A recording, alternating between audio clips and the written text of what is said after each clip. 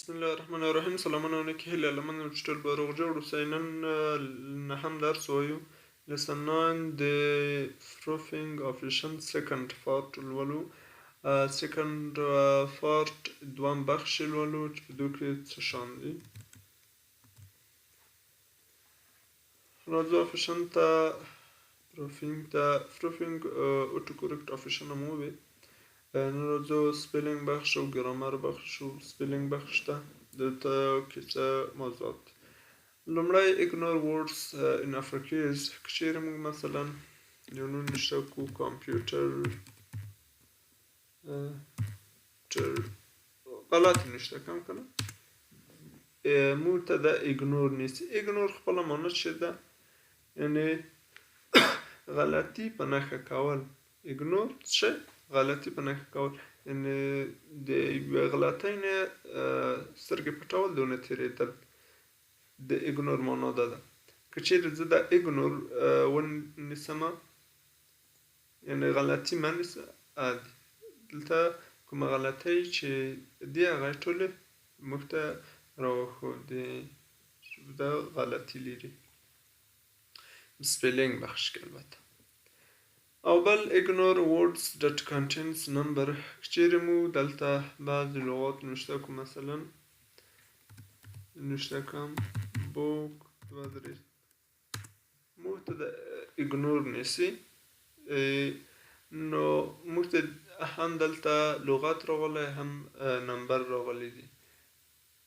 نو که چیرې موږ وغواړو چې داسې موږ ته ignore ونه نیسي، موږ کولی شو دلته موږ ته دلته غلطي ورته معلومه کړو.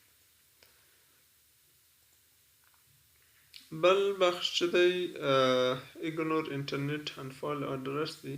که چیرې مو په مثلا زه اوس لیکم www.facebook .com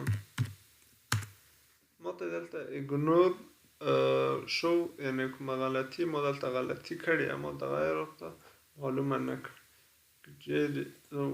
دا unselect کړم، دلته ما ته یو څه راښایي چې غلطي ده په دو لینک کې کړې ده. دا هم د لینک د بخش.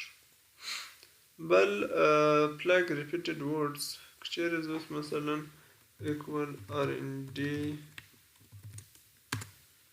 اوس مثلا دا را اخلم کنه کنټرول سی دلته کنټرول وی کنټرول وی دا څه شی ماته ښیي؟ غلطي راښیي. سپیل ټول شی جوړ دی کنه، مشکل د سپیل نشته، اما څنګه دی ریپیټډ راغلی. دلته موږ ته هم راښیي ډیلیټډ ریپیټډ ورډ، دا په ریپیټ شکل راغلی، موږ ته هغه غلطي راښوده. موږ غواړو چې دا داسې نه وي، هېڅ کوم اکشن نشته، ټول هر څه منظم شکل دی. د سپیلینګ موږ ته مشکل نشته. دا هم د دغه شو. دا هم د فرانسوي ژبې دپاره دی. دا هم د ډکشنري سګریټ فرام ډکشنري راغلی دی. یعنې زه دلته مثلا بوک لیکم په غلط شکل کنه، دلته ما ته ایرور د سپیلینګ راکړل. دلته ما ته دغه ټول چې دي سګزیشن دي، یعنې ما ته هغه پیشنهادات دي چې که چیرې دغه لغت دغو سره خوري، دغه لغت موږ تاسو پیشنهاد کوو چې دغه لغت شاید وي یا بوک وي یا به بوکس وي. دغه کوم ډکشنري چې موږ ورته اډ کړي دغو په نظر موږ ته دغه سګزیشنونه راکوي. دا هم بخش د دو دی.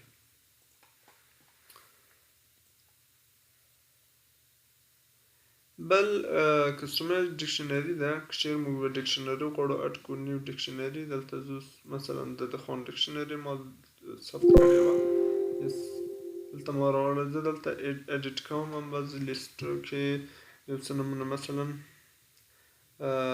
خان درې واره ان دی کنه، بل ورکم سلطان درې واره ان مې ورکړ کنه، یا بل هر لکم لغت چې زه غواړم ور اډ کړم کولی شم دلته اډ کړم. اوکې نیسم، دلته سره ځم نوشته کوم، هغه چې مې ورکړو خان درې واره، ما ته هیڅ مشکل نشته. سلطان کنه دلته ایرور را نکړ، یعنې غلطي دې مو یعنې ما دا ډکشنري کې ورته اډ کړی و، د هغو په لحاظ ما ته کوم ایرور را نکړ چې دا د غلط لغت لیکلی کوم داسې شی نشته. که چېرې غواړم بېرته یې له منځه یوسم دا زه کولی شم ریموو کړم. بس بېرته راشم ما ته دا غلط نیسي، ایرور یې د سپیلنګ راکړ. دا هم د هغې بخش. بل کورکشن سپیلنګ اینډ ګرامر دی. دلته کورکشن د سپیلنګ او ګرامر دواړه یو ځای راغلی. اول چک سپیلنګ از یو ټایپ، دا کوم سپیلنګ چې موږ لیکلی د هغو کتنه ده. چک سپیلنګ دی که نه، مثلا دلته موږ غلط کړی، دا سپیلنګ دی، دا سپیلنګ دی، دا سپیلنګ مو غلط کړی، موږ ته یې څه راکړل؟ ایرور راکړل. چې موږ غواړو یعنې دغه لاندې سور خط یې موږ ته ایرور راکړل، وارننګ یې راکړ چې دغه دو سپیلنګ غلط دی. که موږ غواړو چې دا موږ ته را نه کړو، موږ کولی شو دا تعین کړو، نیست موږ مشکل نشته. فقط موږ ته ګرامري مشکل داشته. شین خط چې دی دا موږ ته څه راښیي؟ ګرامري اشتباه راښیي. او هغه سور خط چې دی هغه موږ ته څه راښیي؟ د سپیلنګ غلطي راښیي. مثلا بېرته سپیلنګ غلطي راغله، دا مو په یاد وي. بل مارک ګرامر ایرور چې دی از یو ټایپ، دلته ګرامري اشتباهات دي، یعنې دغو کې ګرامري دلته لږ فاصله ډېر راغلي. مثلا زه لیکمه she is a nurse که نه، دا جمله صحیح ده. نو زه دلته ایس چې دی دا باید کوچنی راشي. دلته مینه ما ته خپله د ګرامري غلطي راوښودل چې دغه لومړی حرف چې دی باید لوی راشي دغو سنټنسز. نو دا هم د ګرامر ایرور چې موږ ته راکړي. frequently confused word، که چېرې موږ یو confused word نوشته کړو، مثل لغات موږ ته هم د ګرامري هم سپیلنګ ایرور راکوي. دا هم بخش د هغو دی. او چک ګرامر ویت سپیلنګ دی، دا مخکې ګرامر او سپیلنګ دواړه یو ځای کا. او همدارنګه دلته یو اکسپریشن فار د هاید کوي، بعضې شیان د موږ پټ کوي، یعنې په سپیلنګ کې هم غلطي کړې وي، ګرامر کې کوم ایرورونه چې موږ ته راکړي وي هغه موږ ته پټ کوي، یعنې موږ ته نه راښکاره کوي، پنهان کوي. که چېرې موږ د انتخاب کړو یا د سپیلنګ یا د هر یو جدا جدا موږ کولی شو انتخاب کړو. او که چېرې آل ډاکومنټ کې وي، یعنې ټولو ډاکومنټو کې موږ ته دا شکل راغلی، که تنها زموږ ډاکومنټ 1 کې چې دا زموږ کرنټ فایل دی، جریان کې لور په همدو فایل کې کار کوو، موږ وایو چې نه تنها په دو کې یا دو ځای تعینولی شو. اوس موږ ته هغه د ګرامر غلطۍ کوم ایرورونه وو او د سپیلنګ کوم ایرورونه وو هغه ټول پټ کړل، هاید یې کړل.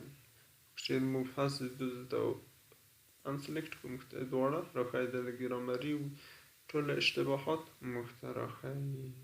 د نن لپاره انشاءالله بس نه کوم.